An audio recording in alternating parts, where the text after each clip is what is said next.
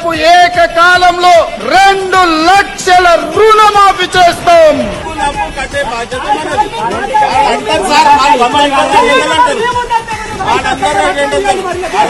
కౌలు రైతులకు ప్రతి ఎకరాకు ఏడాదికి 15,000 రూపాయల పెట్టుబడి సాయం అందిస్తాం. ప్రతి సంవత్సరము ఎప్పుడు రైతు బంధు పథకం ఖాతాలో పడ్డది ఎప్పటి వరకు ఇచ్చుకుంటూ వచ్చాము.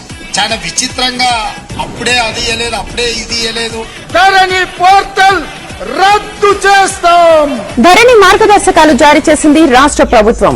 మహాలక్ష్మి ₹2,500.